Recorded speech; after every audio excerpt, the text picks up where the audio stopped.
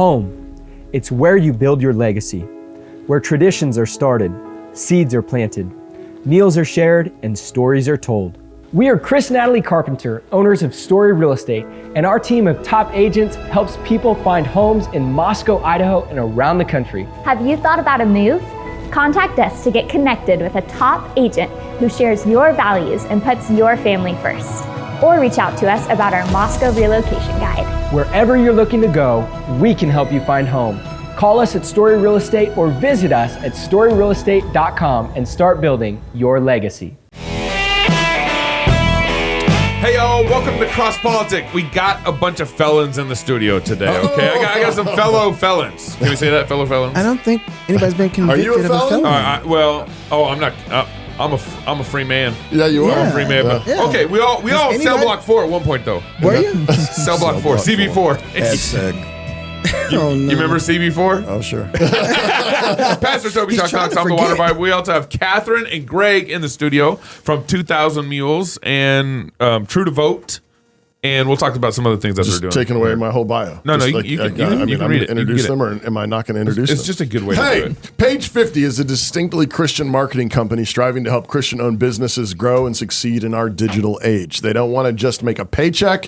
They want to change the world, and that means building it alongside you. The mission is bigger than just Sunday. Page 50 wants to help Christians recapture the work week, economic and political influence, as well as the public square. Page 50 doesn't work with just anybody, but if you're a believer, they want to work with you. So visit page50.com. You've got to spell it out. Page 50, the word page, the word 50.com, and see what they can do for you. That's page50.com. As Gabe said, we've got Greg Phillips and Catherine Engelbrecht in the studio today, joining the show. Greg returns. I missed you last time. I know. But Sorry, it's great to connect now officially. Thanks for having us. Yeah, you bet. We covered your film 2000 Mules, which has been making the rounds. I mean, We don't have to watch it again, though, right? no, I don't know. Do we have to? No, we're out. No. We're watching it again. We're out. Okay. No, we don't have to. But we're going to talk about it a little bit. Then, since then, both he and Catherine, a founder of True the Vote, have been in big trouble, it says, even being placed in federal prison for not snitching on their source. Not snitching. Not Thank you. snitching, yeah. Thank Yeah. you. Catherine, it's great to have you on the show. Thanks so much for having me. Thanks for joining us. So 2000 Mules is in the Wall Street Journal yesterday. And is Positive coverage. I mean, all- the coverage is amazing. all publicity is good publicity, or what do you think? If it wasn't the Wall Street Journal, I think I would have agreed with that. But this was so negative and so wrong and just so chock full of lies that we just had nowhere to go with it. So Can we make a list? So I mean, what did they get wrong? Well, they got everything wrong. Well, the title of it is 2000 Mules, but no evidence. Right. So let's start there. Okay, Yeah, let's start. Let's start with it by saying that before we ever went to law enforcement, before we ever went to anyone, we took it to the Wall Street Journal and offered them an exclusive, and not just an exclusive, but we offered them an opportunity to shadow our team, our research team, come to our data center, work with us, see all of our videos, see all of the information that we had. Well, they decided to turn that down. They just conveniently forgot that when they wrote this editorial. Yeah. Okay. So first off, the claim there's no evidence, that's false, because you were willing to have them come and shadow you to see the evidence for themselves. We have just short of 2 petabytes of data. We have about a petabyte of video. What's a and petabyte? A petabyte is 1,000 terabytes. Oh my gracious. What's a terabyte? A terabyte is 1,000 megabytes. Gigabytes. Okay, so Now we're all getting confused. Yeah. Oh my goodness. So it's a lot of information. It's a bunch of I've data. never seen a petabyte. It's a bunch of data. I know what a terabyte is because I have one here. But They got 1,000 in there. yeah, Okay, that's- but to be specific in the article, it says that surveillance tape shows, Mark Andrews putting ballots into a Dropbox. I thought they said we didn't have any evidence. But then it goes on to say, Dinesh D'Souza, who is the VO in the documentary, or more than VO, but he says, what you're seeing is a crime, quote, these are fraudulent votes. And Mr. Andrew responds that he legally delivered his family ballots to it. So he was arguing that, hey, those were family ballots I was delivering to the box. And 2000 Mules was pointing out, hey, he's one of the mules. There were a lot of things, I think, in the movie that, were edited. There was a lot left on the cutting room floor. Yeah. We were interviewed for, I think, 30 hours or something like that. We got about 30 minutes worth of video in there. So there's a lot that was taken out that would have explained an awful lot. That particular case is in litigation right now. We're going to trial with it here in Georgia in a couple of months. And so I think we probably need to ease off of that a little bit. But there's a lot more to that story than just what they published here. This was a hit. I mean, this was a hit on us. It was out and out a hit. If you just look at the information about the Philadelphia voting thing, that'll kind of tell you what their deal was. They try to help you understand that Trump did better in 2020 than he did in 2016 in Philadelphia by a long shot, and they imply that if they were cheating in Philadelphia in 2020, that they didn't do a very good job of it. It's completely fabricated. That's the opposite of what happened. Trump did really well in Philadelphia in 2016. In fact, he got about 31% of the vote, which really helped him and propelled him to win Pennsylvania that year. But and then last year, in 2020, I think Trump got like 15% of the vote or something like that. I don't know what they say, but the whole thing's just insane. They had record turnout in 2020. There were more people that voted for Joe Biden than had ever voted for in any election ever in Philadelphia. And, they just got it wrong. Has anybody in the police department or police force or marshal or sheriff, anybody come to say, hey, let's take your evidence and then follow your evidence and interview the people who were doing the drops? And has anybody decided to take your information and follow up to do any real research with it? That's the problem. That's the reason we did the movie. We couldn't get anybody to do it. Catherine and I took this video and the data. Well, let me rephrase that. We took all of the data to the Federal Bureau of Investigation on March 25th of 2021. They chose to do nothing, and the reason that they said they couldn't do anything with it was there was no financial nexus. Well, that wasn't it. They were too busy looking for Hunter Biden's laptop. I'm just telling you what they verifying it. They were verifying it. Yeah, no financial nexus. That's what they said. What does that mean? Yeah. They needed something north of this is what they told us. They needed something north of $100,000 in a financial crime to be able to look at it.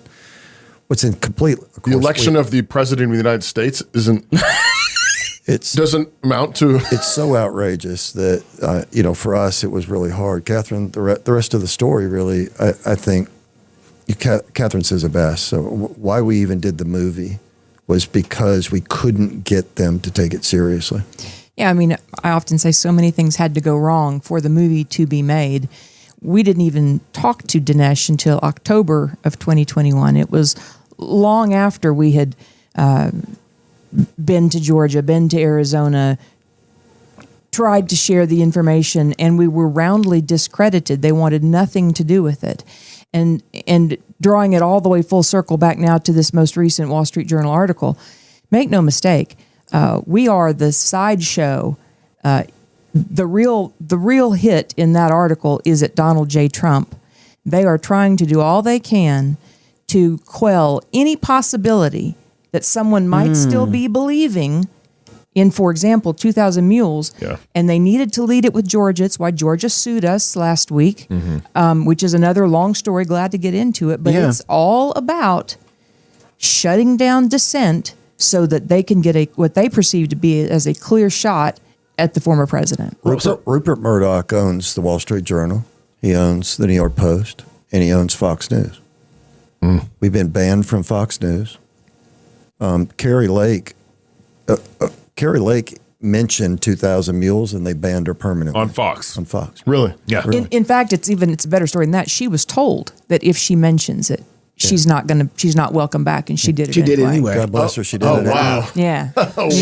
And so last week, She's the real deal. Last week, Trump did an interview with Brett Baer. I don't know if you guys saw it, but it was a little bit fiery. And I don't know why Baer decided to take him on. I think he just felt like he could man up against him, but absolutely got body slammed. And it was so bad. Trump said, look at True the Vote and look at all the video they've got. We've got video of them stuffing all these ballots in there.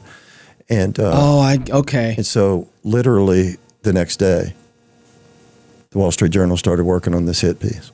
I see. Okay. I see. So you guys are the evidence that vindicates Trump. President Trump mentions Catherine. He mentions True the Vote. He mentions our work and all of the data and video that we have. Not every speech, but in almost every speech that he makes. And we've just become a sort of a convenient punching bag for these people who don't want him talking about the election. If you can, I'm sorry. No, so Georgia, why is Georgia so important? What's up with Georgia? Why are they suing you? Fire away. Well, Georgia is important because of the indictment. Show him your notes first. We got receipts. Yeah, I got receipts. Y'all No, close and lock them doors. Get them AR-15s up there ready on gun. I just want to be sure since they got receipts. They're locking and loading. I feel like I'm going to get arrested all over again right now. Well, as soon as you start singing, I'm guessing you might. I've been telling people on the show I've classified documents for months, and They might believe you now. FBI still hasn't come to my house. Now that Gregg is hanging out with you, they might just show up. Hanging out with Greg, don't touch my documents. Go ahead, Catherine. I'm sorry. Well, when Georgia, they've been chasing after President Trump for months and months and months and months based on their belief that he was involved in some kind of racketeering effort, involved in some kind of effort to overturn the election in Georgia. They've convened grand juries, and that's all coming to a head in the next 2 weeks. And part of this is coming from the phone call he had. That's with right. The secretary who said, "Find me some votes." That's or right, whatever. and it's expanded from there. Yeah. And so enter True the Vote into that. So when we tried back in 2021 to provide our information, we were told it's a long story, starting with the Georgia Bureau of Investigations, and then they buried what we had given them for months and months. Then they went to the press and tried to discredit us. It gave us a really good, clear indication of who we were really working with, and it wasn't about an investigation. That's right. And they doxed That's right. us. They doxed us. So there's just the professionalism was right out the window from the beginning. We weren't going to get an honest shake, but we did submit official complaints to the Secretary of State. Those also just lay fallow from the end of November 2021 through to 2 weeks before the movie came out, 2000 Mules. And then they subpoenaed us, having made it very clear that they didn't want our video, they didn't want our data, they wanted us to name names. The reason they wanted us to name names was so that they could discredit those Go after names them. Right. and totally undermine the entire effort. And remember, we don't snitch, so And so, Right. and so here you Right. go. Right. And so we were advised by our counsel at that point. Now we're into 2022, April of 2022. We were advised by our counsel that not only was what we were being asked odd, but beyond that, legally, the way that they weren't even subpoenas at the time. The way they were drawn up was just there was nothing actionable. So our attorney said, just wait and see what happens. Well, nothing happened for almost a year. By the way, the same week we were in Arizona and got a call. We were working on another case with the counterintelligence division at the FBI, the one that ended up putting us in prison, which we can talk about later, I guess. And we got a call from them saying, "Hey, it's time for y'all to take the nuclear option." Catherine said, "Well, what's the nuclear option?" He said, "You're going to have to go to the press."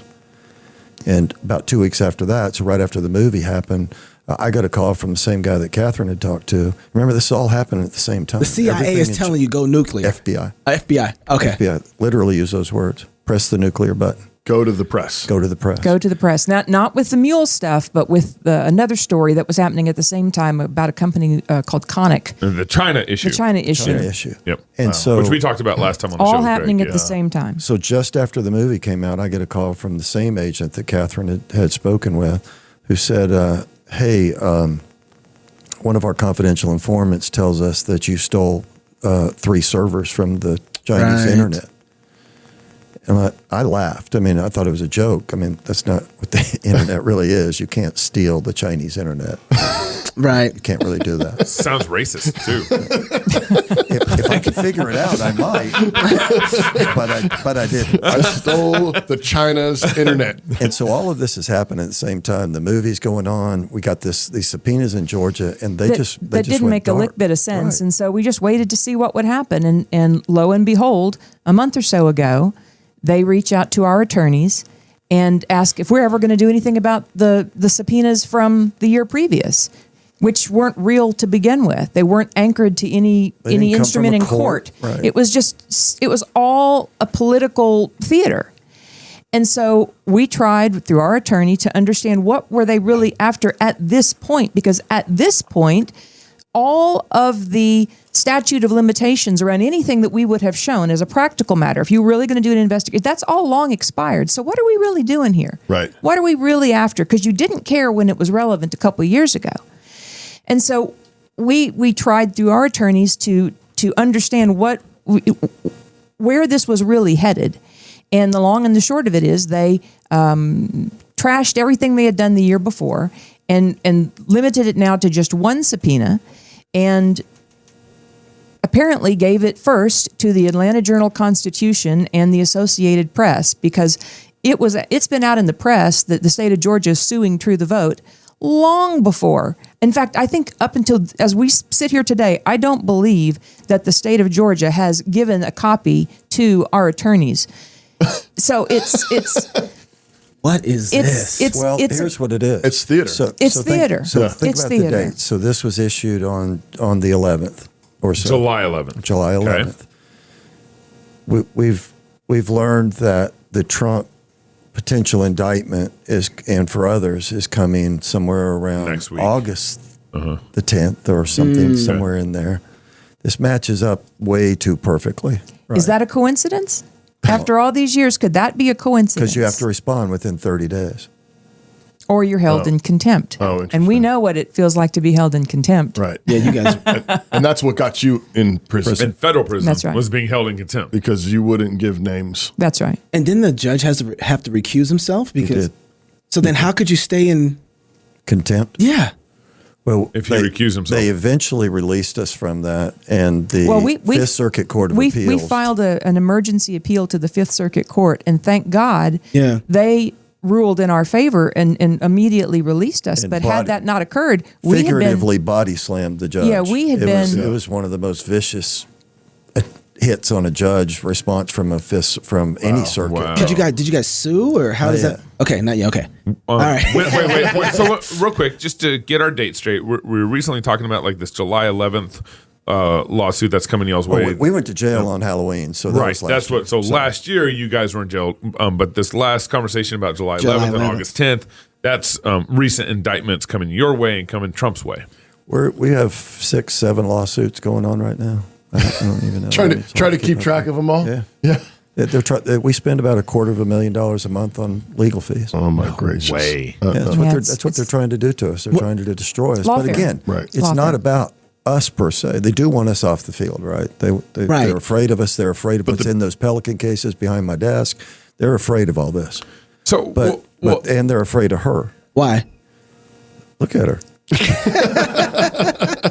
I don't know how I feel about that. She's dangerous. Man, I'd move over. Well, if I were. I think, tried. I think the deal with me is I don't look. I'm not running for political office. I'm not trying to win a popularity contest. God put me on this path in 2010, and I'm going to walk it until I'm not supposed to walk it anymore. And wherever that leads and whatever that means, And let's go. They're afraid of that, and they're afraid of what they don't know.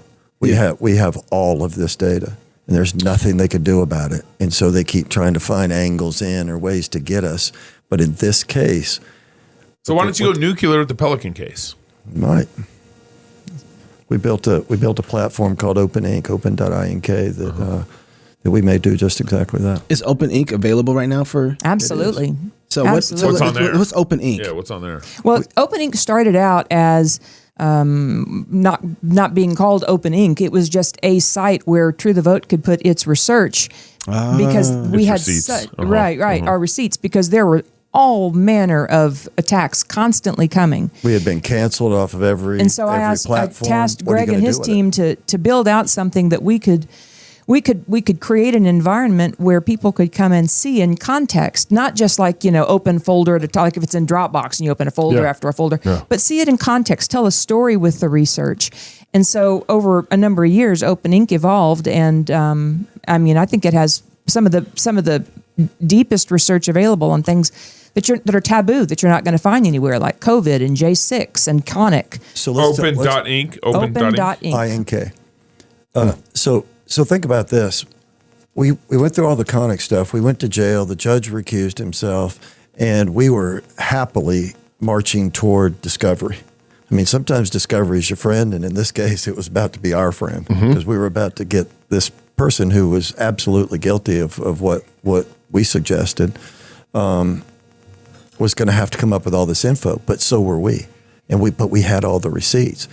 So on a Monday back in April, we dropped all of our information, everything that was going into discovery, into OpenInc. Open.inc/Konnech, Konnech. I'm looking at it right now. That's everything we had that was going to come up. The next morning, the Konnech dropped the lawsuit. Right. All right. So how come? And we may just do that in Georgia. How come you guys have all this supposedly have all this Kraken data that shows that Trump there's fraud in the election, and apparently you say the same thing about Kari. She supposedly lost Arizona. How come none of Trump's lawsuits worked during the last election? Well, imagine that much of the judiciary is like the Judge Hoyt who put us in jail in Houston, right? I mean, what are you going to do? What are you going to deal with? How are you going to deal with that? It's complicated. The other thing that happened was, and I'll say it so you don't have to do it, but a lot of the lawsuits that were brought by people that really, lawyers that were inexperienced in the election space, assertions that were difficult to prove, and much of what happens in an election after the certification.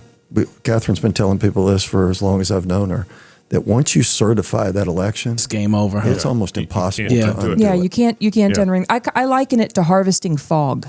You see these problems everywhere, but when you try to gather them up, they just slip through your fingers. And it's, this didn't just start, problems in our elections didn't just start in 2020. Now, we hit critical mass in 2020 because of all the changes during the pandemic that were brought to bear. But what you saw in the aftermath of 2020, I think, really exposed for the first time in really important ways the many, many deficits that really do exist in our process. This is an interesting stat to me because for a very, very brief period of time, we were also planning on filing suit in post-election and challenging based on some data. But we knew that you couldn't go in with statistical probabilities. You had to be able to say, these people voted whom should not have voted, and that was going to be the way in which we were going to structure our arguments. But the clock is ticking on any election-related argument. Right. As of May 1st, 2021, now we're gathering data, it's what True the Vote does. As of May 1st, that's incorrect, March 1st, 2021, only 11 states had completed their 2020 censuses to be able to tell you who voted. And that's after Biden's already been in office That's for after 3 the months. inauguration. That's all. Yeah. So I mean, already been tripping down flights of Certification stairs. happened Right. in December. Wow. So this is 4 months later, and we still. So what does that? couldn't have happened. Any case that was held to the standard of proving out who voted, it was impossible. It was an impossible task. And why is that? When we live in a day and time when Google knows every time we blink our eyes, why can't we get our data straight? Interesting. All right, I want to ask something else, but I got to read a quick ad, and then I'm going to follow up. Oh, with so you. you're going to get that question? Yeah, I am. Oh, yeah, I'm coming. Okay. Just hold your horse. Not so long ago, the American dream was alive and well. Employees who worked hard were rewarded, and employers looked for people who could do the job, not for people who had the right political views. RedBalloon.work. RedBalloon.work is a job site designed to get us back to what made American businesses successful. Free speech, hard work, and having fun. If you're a free speech employer who wants to hire employees who focus on their work and not identity politics, then post a job on redballoon.work. If you're an employee who's being censored at work or is being forced to comply with the current zeitgeist, post your resume on redballoon.work and look for a new job today. Redballoon.work, the job site where free speech is still alive. You guys should go check it out. You're having a hard time finishing this ad right now. We did. We met with them today. Red Balloon is overselling and underdelivering right now on the Constitution. Catherine, I want to hear, you probably hear this all the time, but I think the whole claim that voter fraud is widespread, is so the media is constantly smearing it as this is QAnon, this is you and Buffalo Head Man or whatever. It's like that it's crazy stuff. And we got good friends that are really solid, conservative Christian types who like. It's any talk like this is just you just bounce ping pong ball off their head and their eyes glaze over and no thanks and we love you David Bonson, but that's what I'm talking about. If you have an elevator ride down maybe a very tall New York City high rise and you're trying to help somebody say like please consider this, what do you say? Well, in 10 words or less. Yeah. I think you just have to be honest with yourself that we're talking about control of the free world. When we can point in our government to corruption from end to end, is it so hard to believe that our elections might be vulnerable given what we do know to be true? Let's just start with the accuracy of the voter rolls, which are notoriously in bad shape. Why would that be? Why would it be that we are pushing towards mail ballots when the United Nations doesn't even recognize elections that are conducted primarily by mail? We are working in the opposite direction. We're the only industrialized country in the world without a standardized form of photo voter identification. We have some of the lowest voter turnouts in the world. Why is this that we are allowing our process to erode? I submit that it's because those vulnerabilities, that soft underbelly, is right there for the manipulation of those who know how to play the system. So it's to the advantage of those who are manipulating it to tell you you're crazy. Sure. I think we all just globally went through another experience like that called COVID. Mm-hmm. Anybody that, if you don't think it can exist, if you don't think it can happen, there you go. Okay, so stop using logic with me and point to everybody on the elevator with her just threw up. Yeah. Anchor me like I didn't throw up, Catherine. I Thank you.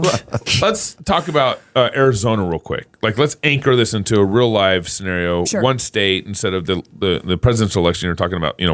58 states. Right. As Obama would say. Don't quote That's what him. President Obama Don't one do time that. said. He's like 58. Yeah. So let's talk about Arizona. Carrie Lake. Should she be governor right now? I believe so, yes. So why, like, one state should be easy to figure out that there's a problem there. Like, Sure. one state. Sure. Why can't we figure out the problem with Arizona? Arizona hasn't sued you guys yet, right? Like that, not yet. No, but they wrote a really fun letter to whom it may concern and delivered it to the DOJ and delivered it to the IRS and I guess everybody else on the planet. And then to you. No. No, actually, we read about it in the paper. I don't think we've ever seen Wall the Street actual Journal? letter. Yeah, but they all sorts of nonsense and these Well, people let's just take that race for a second, though. Yeah, And just isolate what was going on. So tons of support for Carrie Lake. Mm-hmm. All the polls had her ahead. We had her at the pit. She doing great. Big push for mail ballots, and Carrie and her team were telling people turn out on election day. Yeah. The safest way to vote is in person on election day. Yeah. Well, it wasn't. To be clear here, it wasn't Carrie. It was everybody else around her. And there's nothing wrong with that. I mean, that's a fair statement to make. That's fine. The problem is it telegraphs your intent and it gives them a way to. Yep. If they only have to cheat So- on one day. Our boy in Washington State did that. Remember? We did a live show there. Kent. Yeah. Joe Kent. Joe Kent. Joe. Yeah. He did that. He told all those people to go vote same day, and that's how he actually won the nomination. But then he lost the vote. But he did the same thing. He ran the same play. Vote on day. Don't mail it in. Yeah, So- you just can't telegraph your intent. And that's what he did. So what happened then, inexplicably, is that the printers that were being used for the ballots that had worked at the logic and accuracy testing just days previous suddenly had their software settings changed. And 88, I believe, I'm not looking at my hard copies on this, but I believe something like 80% of the printers in Maricopa County and surrounding failed. You can look on Open Ink and find it. Yeah, there you go. How could that be? Why would the election code standard is that nothing can be changed after logic and accuracy testing. Why would that be? So why can't those questions be asked? And that's what the Lake team set out to do in the lawsuits. But there is such a high bar, yeah. and just such an animus to the discussion. I mean, you are immediately cast out as just being, a conspiracy theorist. But you can't deny, why did all those printers fail? Why were the settings changed? Did they have an answer for that? No, not yet. They've never given an answer. Not yet. Nor will they. They don't need to. The challenge is compounded by they have lots of drop boxes there that are overused and misused. They have well, and let's talk for a second about their process of signature verification. Yeah, it's. We know a lot about signature verification. We know a lot about how artificial intelligence is used to verify or compare signatures. And there's a vast difference between a verification in an AI program that is evaluating a signature, meaning I'm verifying that what Catherine's signing here, that really is Catherine's signature, right? But what signature matching is what they were claiming to be doing, where they're matching what was on file with their actual registration to the signature being made here. And those are two completely different animals. And their algorithms appeared to be tuned to signature verification as opposed to signature matching, and it caused all sorts of headaches and heartaches, and in fact almost rendered it useless. And so what they were claiming to be verifying signatures when they should have been matching signatures, and it's a completely different deal. So there's a push for mail ballots, and then the single most important point of verification or validation is bogus. That allows for all manner of potentially bogus ballots being counted if you don't have a measure in place to say, wait a second, this doesn't look legitimate. But all of those safeguards were thrown out the window, and then they blame the candidate who says, time out, why aren't we following, let's just follow the law. Mm-hmm. We also helped uncover in South Yuma County, Arizona, right down on the border. There's a little town called San Luis. San Luis, if you guys saw the movie, that there was a Hispanic lady that we interviewed kind of in the shadows. Yeah. That interview, there were actually 4 interviews that day, but that interview really helped expose to us what was going on in all of their elections in San Luis. It ended up a couple of them went to jail. There were, I think, 2 or 3 convictions, and they're still looking at another one now. That was the most sort of complete ecosystem of what election fraud can do to a community. We went down there the day. I want to flesh that out real quick because I remember the interview, but I can't remember what happened and what he exposed what about a specific community. So as we came to understand the inner workings of that community, Yuma County. And the reports came to us via a hotline that we were running for True the Vote. For True the Vote. Mm-hmm. And someone called and said that they had heard me on a podcast and thought that I might just listen. And he says, I've been trying to tell the Republican Party about this for 20 years. Will you just listen? I've got documents. Will you just listen to what I have to say? And so the scheme kind of went like this. They had elected officials, a small community, but very, very reliant on federal grants and millions of dollars that were being put into housing developments, into federal programs. And it was very important who got to control those dollars. And so it was a pay-to-play scam.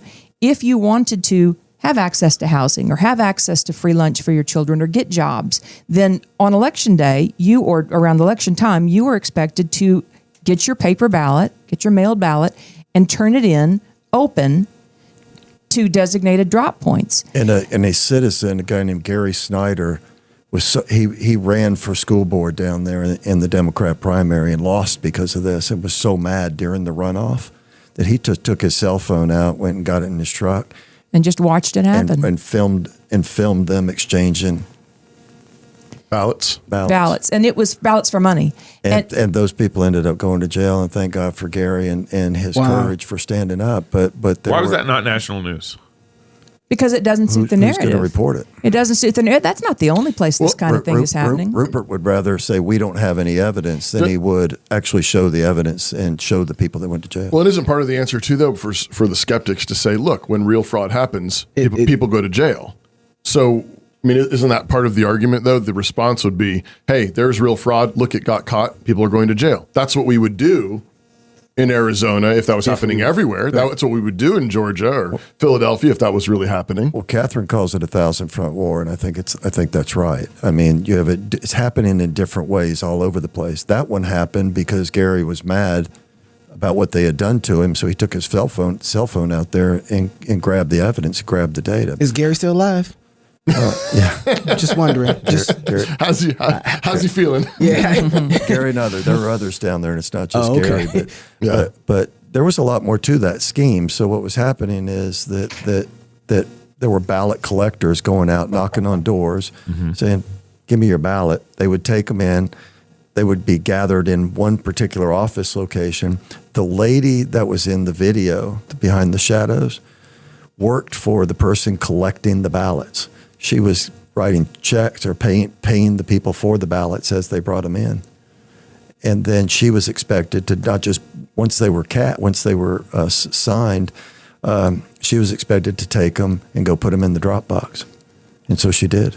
And so the criminal division of the Arizona Attorney General, that's the group that negatively mentions or is mentioned in the Wall Street Journal article and as indicating that we never gave them any of this information. And one of the things they wanted were those 4 interviews from the movie because they wanted to be, which they tell them what happened to them. Well, and so, they doxed them. So they had laid out in front of them the whole pyramid, top down, the runners, the mules, the collectors, and the kingpins that were calling all the shots. Who's the they?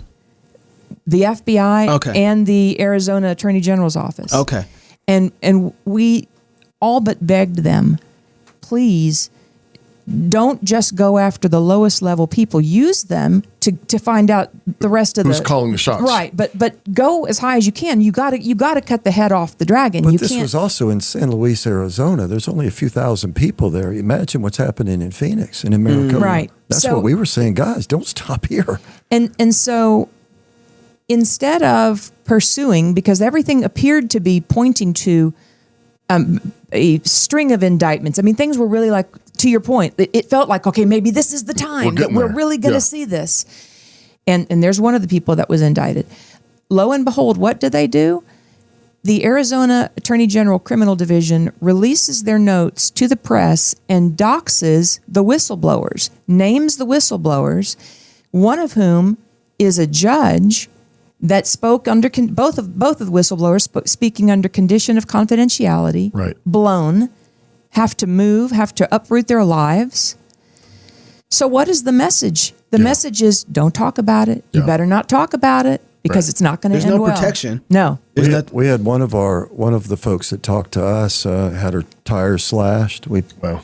I mean, it was crazy. What about the argument? I mean, I remember in 2016, actually, when Trump won the first time, a bunch of Democrats actually came out saying we have election fraud issues. They were talking about the voting machines, and I remember reading an article, several articles that were run in some of the sort of leftist press saying we've got election fraud issues. What about the argument that says, look, I mean, both sides want 100%. fair elections, and so why and is this, I mean, to say this is a sort of a conspiracy that goes all the way up, so to speak, would seem to lean against that. Well, we noted that in the movie, that there had been a conviction, and in fact, a congressman lost his job, and they had to do a re-election because the Republican congressman's chief of staff cheated. And right, so you hit the other side too, and you said, this is happening the other way. Look, cheating's cheating. Yeah. It absolutely cuts both ways, but you're exactly right. And really, when I started True the Vote, it never shows you how innocent I was. It never occurred to me that this would become such a political conversation because it's just process. You thought this serves both parties. It's just a service. It's like a service project. Right. Help register people to vote. Right. Go work in the elections. Right. Count the votes. It's just data and process. Right. And then, give everybody a level playing field. Let the best man or woman win. Just let it be fair. Have you got? I mean, I know the media. Okay, they're mainstream media. They've got an agenda. Have you got any traction? I mean, I think especially like we've noticed this with a number of people, but the COVID era has had a way of sort of shaking everything loose. And so that you've even got people that have been traditionally leftist liberals, maybe don't even believe in God or anything, seeing the play run on them and saying, "Hey, wait a second." That's have you got any traction with people on the left that are saying, "Yeah, this is just a process issue. This is not a party issue." I don't know that I could say we've gotten traction with people. I'd love to think so. Yeah. I couldn't really point to a stat on that, but I think that people broadly are just waking up and questioning everything, and that's okay. Who's our friend from the former Levi's gal? You know what I'm talking about, from California? Say. What's her name? Say. Jennifer Say. She's a former VP at Levi's. Like just waking up during COVID.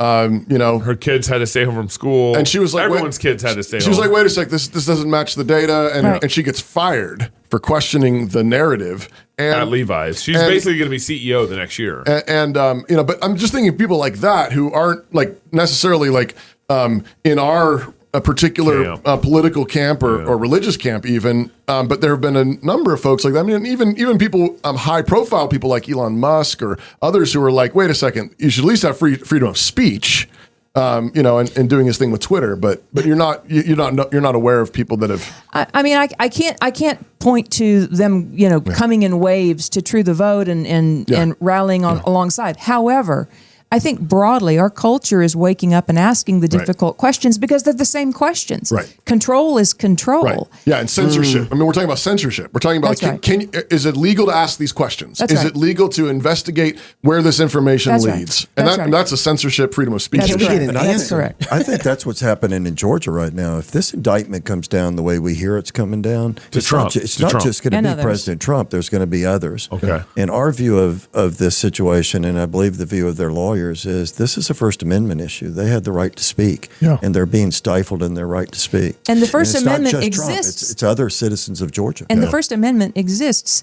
for the tough speech. Right. For the things that make you go, I guess you can say for even that. wrong speech. I mean, stuff that's like wrong and offensive. That's right. In Michigan last week, I think there were 14 people from 60 years old to 82 years old that were indicted for speaking out and signing a petition saying that they thought that the election had been stolen. Some of them were because they're voter. Hold on for a second. I want to have that, but you have an ad to read. I read it. You read it? Okay. He's already read two ads. But I do got to go. We're keeping but Pastor, I thought he had another one to read. Read both. Have we done two already? Yeah. Wow. All right. It was really good. I still want to know what's all on those pieces of paper. Yeah, right. I'm curious. I see that. I want to talk about Nicaragua. Oh, and bless you, friend. and I got a bunch of other things here we want to talk about, but we're going to do that backstage. So you might want to get a fight laugh because Pastor Toby's got to go. So if you don't have a Fight Laugh Feast Club membership, or it's the pub now. Yeah. If you don't have one of those, hey, is the app pub out club. yet? The pub is the app club. out yet? It's in the store. It's submitted. Hurry It's up. submitted. Yeah, let's do that. This ain't cray. You'll have to catch us in the backstage. All right, if you're single, get married. If you're married, have you some kids. And if you have kids, go baptize them. Right. Until next time, love God with all your heart, soul, mind, and strength. Love your neighbor as yourself. Go fight, laugh, and feast. This is Cross Politic. Great to have you, Greg. Get on out, Toby. Yeah, Catherine, great to have you. Thank you. All right. We just getting started. Yeah, I feel like it's just getting warmed up here. Okay. I hope my son is gay. And I hope that Jesus forgives him just like he does the rest of us. Doug Wilson, Moscow minister and columnist with the Idahonian Daily News. The question that confronts us is, what does it mean in a disobedient culture to be prophetic? There be a place for same-sex couples, No marriage. even though it's the law of the land in the United States. Just like Roe used to be. We want to turn the world upside down, and you don't turn the world upside down by being nice. I believe that we are in this polytheistic, pluralistic moment, and the desperate need of the hour is for our Christian leadership to say, Jesus is Lord, and there is no other. Fear no man.